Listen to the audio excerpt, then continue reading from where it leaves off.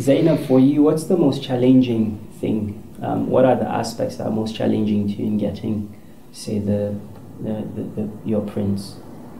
Actually, the challenges we're facing is the akhlaq, the character. Because not most of the men now are not good in character. Including the ladies. Too, yes. What do I do if I see a girl and I like her? What do I do? What would you want me to do? Wow, that's a big question. Well, what do you expect? I'll tell you to really go and sit and think about it. Are you looking at marriage anytime soon or not? Whichever it is, just collect her contact, just in case. Collect her contact. What's wrong with just seeing some nice guy and saying, hey, come, just go talk to my dad? I mean, why do you have to wait? Well, I don't know him, and then maybe if I try that, he might not be interested in me, but then I know I pray, so I know definitely with my prayer, I know what I ask Allah for, He will give me. Do you expect a man to bring boxes like we usually do with expensive stuff before he takes you to his home? No. You know, this thing, let's say you see someone else, this has been done for someone, the next thing you're like, oh, I want that for me as well. Why don't you really look into yourself? Who am I really? Are these things necessary? Reflect on the dunya, and these things really, what are they? When I take it to the house now, you know, they give you 50 boxes, 20 boxes. Are you going to get another room for the boxes? When the time comes, would you prefer to get the boxes or a very big sum of bridal price? What's more important to you? Mahar or the leafy? I think kind leafy. You prefer that? Yes, I think. Okay, that's a contrast. Why, explain to us, why do you think it's more important to you then? Because I need new clothes. Nice. I need new clothes to go into a new life, you know, not take... Want to look good? Exactly. Could you have a plan with your husband and just tall the whole leafy thing? Do you think you could do that if you're interested in a man and help him out? Because, you know, times are difficult. Most of us are poor. Of course, it's not even good to impose things that you cannot do for you. But first, know the standards. Mariam, would you marry somebody that has 3 wives? I wouldn't mind, but I have my own criteria. I kind of agreed with most of the things they said, even though as a man I would go against Asma over saying that the leafy should be, you know, it's a must. I'd like to see a lot of these things cut out, perhaps for, I agree with Mal and Jafar, who said that we should, the men should have more responsibilities. So perhaps do the furnishing, you know, those boxes are just a waste of time. They're mostly not used by the lady and all. So, but I mean, everyone is entitled to their opinion. From there, we moved to Muhammad, who was getting married the next day.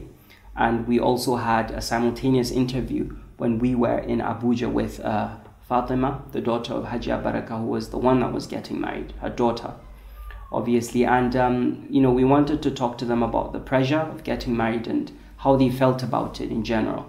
So this was what happened. How does it feel like getting married tomorrow? How do you feel? I can explain that in one word, but it's a kind of, there's this tension. How is it going to be? Something you've never done before. Some people are saying it's difficult. Some people say, no, it's not difficult. You really don't know which one it is. Is it that difficult or You're not? confused. Yeah, that's it. So are you saying there's a lot of trepidation? Exactly. You don't know what to expect. I don't know what it's going to entail, but I believe it's khair, inshallah. Inshallah, but before you started feeling trepidation, you were the one that saw her and said you wanted to marry her. So why the fear? As it always be, you start things when you don't know how the gravity of what you started. So Muhammad, how was it? Was it easy? I mean, expenses-wise, do you have to spend to, building up to tomorrow? What did you do? Do you buy stuff like in the Hausa culture? You buy boxes, a lot of boxes, and put in stuff, expensive stuff. Did you have to do some of these things, or? Alhamdulillah, the girl fortunately fall into the hands of the Northerners. It's one of our loved brother that that it's helping her mukafil, that her foster father. So he's a Hausa man and he wants to do everything the way he does to his own daughters. So they asked me to please, at least even if it's not in my policy, I should at least buy her the box and the normal ways. I felt it's not against the religion, so I do. So you feel it's perfectly fine. You did that. How was it difficult? I do that. It was difficult because sometimes they'll tell you this is how we normally do it. Something you don't have intention of doing, they'll tell you no, this is how we normally do it. You have to do this, you have to do that. And when you look at all these things, it's not coming from any obligatory aspect, but it's just it's just out of your own kindness if you can do that. So it was a bit stressful. Yes. Did you have to furnish the house? No. Don't you see that they're suffering more than you are? No, they're furnishing the house. They're putting you beds where you have to do whatever you do. They're putting chairs and even electronics. I'm sure you're not buying any TV. Yes, that's more expensive. It's just that I already have a TV.